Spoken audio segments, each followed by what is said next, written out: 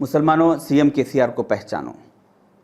मौजूदा TRS government और केसीआर साहब की नज़रों में मुसलमानों का क्या मुकाम है, ये आपके लिए जानना बेहद ज़रूरी है। पिछले कुछ दिन पहले यानी 23 मार्च 2022 को केसीआर साहब ने 3 नए चेयरमैन को अपॉइंट किया। Sridhar Reddy chairman for education and welfare development corporation, Mittu Srinivas chairman for roads development corporation, Mohammed Imtiaz chairman for minority finance corporation.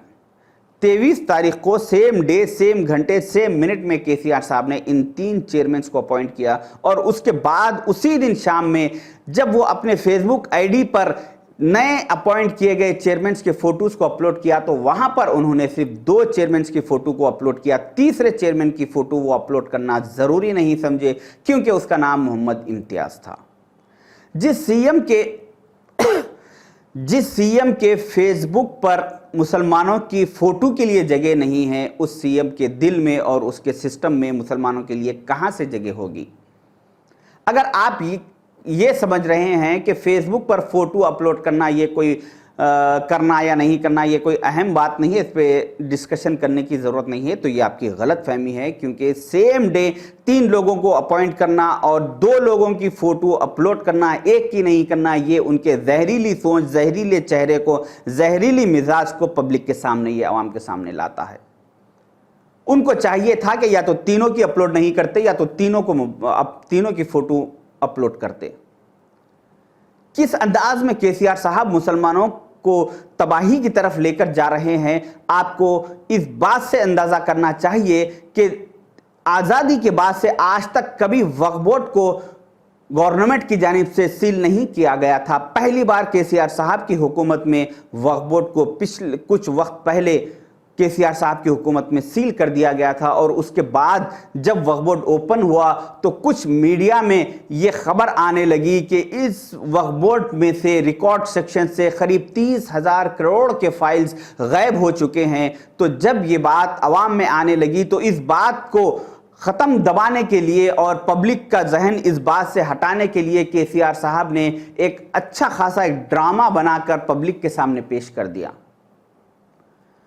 कहा गया कि केसीआर साहब एक दफा एक रूट पर से इनका काफिला सीएम साहब का जा रहा था कि उस रोड के किनारे पर एक माजूर आदमी जिसके चेहरे पर थोड़ी सी दाढ़ी और सर पे टोपी पहना हुआ, हाथ में कुछ पेपर्स लेके ठहरा हुआ था। तो केसीआर साहब की जब नज़र उस आदमी के ऊपर पड़ी तो उन्होंने वहीं पर अपना काफिला रुकवा दिया और अपनी कार में से उतर कर जाकर उस आदमी से पूछे कि आप यहाँ पर क्यों ठहरे हुए हैं।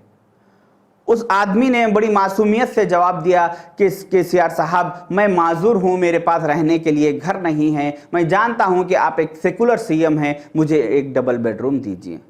तो इमीडिएट केसीआर साहब ने उसी वक्त वहीं पर स्पॉट पे उसके लिए ऑर्डर इशू कर दिया और डबल बेडरूम का ऑर्डर इशू कर दिया गया।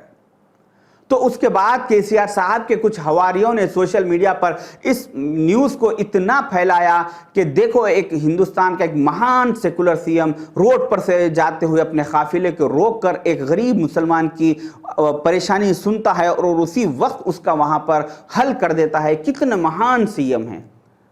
मगर भाइयों, इतना बेहतरीन तरीके से हमारे को बेवकूफ़ बनाया गया और हम उसमें बेवकूफ़ बन गए। 30,000 करोड़ की जायदादों का गबन को छुपाने के लिए एक डबल बेडरूम का इशू बनाया गया और हम बहुत ही आसानी से उनके जाल में फंस गए और उस 30,000 करोड़ के खिलाफ आवाज़ उठाने या उसके बारे में बात करना भूल गए। किस तरह से ये गवर्नमेंट मुसलमानों को तबाह कर रही है। आपको ये मालूम होना चाहिए कि तेलंगाना में ऐसे कई मुस्लिम सोशल ऑर्गेनाइजेशंस है जो हर हमेशा हुकूमत की जानिब से, चाहे वो कोई भी हुकूमत हो, उनकी जानिब से मुसलमानों के साथ होने वाली नाइंसाफियों के खिलाफ आवाज़ उठाते रहते हैं। मगर ये हुकूमत केसीआर साहब की पहली बार ऐसे सारे ऑर्गेनाइजेशंस को ये हुकूमत ने दबा दिया और इनको ख़त्म करने की कोशिश की। जिसमें से एक मिसाल मैं आपके सामने पेश करूं कि तहरीक मुस्लिम शब्बान एक ऐसा ऑर्गेनाइजेशन है जिसके बानी मोहम्मद मुश्ताक मलिक साहब है, जो हर हमेशा मुसलमानों के किसी न किसी इशू पर, मुसलमानों के साथ होने वाली नाइंसाफ़ियों पर आवाज़ उठाते रहते हैं। तो इस आवाज़ को भी दबाने के लिए, ख़त्म करने के लिए केसीआर साहब की हुकूमत ने पिछले कुछ दिनों में मुश्ताक मलिक साहब के ऊपर 32 क्रिमिनल केसेस बुक कर दिए गए ताकि ये अपनी बची कुची ज़िंदगी, ये अपनी बाकी की ज़िंदगी मुसलमानों के साथ होने वाले नाइंसाफ़ियों पर आवाज़ ना उठाए, बल्कि कोर्ट कचहरी के चक्कर में अपनी सारी ज़िंदगी काट दें। इस अंदाज़ में मुसलमानों को परेशान किया जा रहा है। इसके बाद भी हमारे कुछ लोगों का ये मानना है कि ये एक महान सेकुलर सीएम है।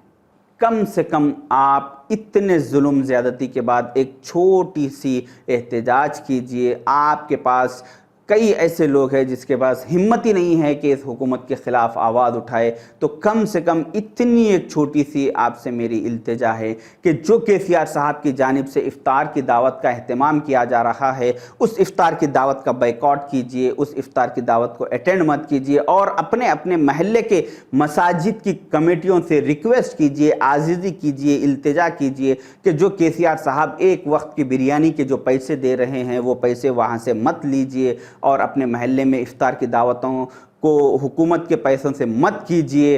अगर आप ऐसा अपने महल्ले की कमेटियों पर प्रेशर डालेंगे और वो सुनेंगे तो अच्छा है, अगर नहीं सुने तो ऐसे कमेटियों के ख़िलाफ़ बगावत कीजिए, नए कमेटियाँ बनाने की कोशिश कीजिए ताकि ये हुकूमत की चमचागिरी करना ये मस्जिद के कमेटियाँ बंद करे। और मैं अपनी बात को इस बात से ख़त्म करना चाहूँगा कि मैंने हैदराबाद के एक ऑटो पर एक अशार पढ़ा था जिस पर यह लिखा था कि प्लीज़ हॉर्न मत मारिए, कौम सो रही है। अस्सलाम वालेकुम।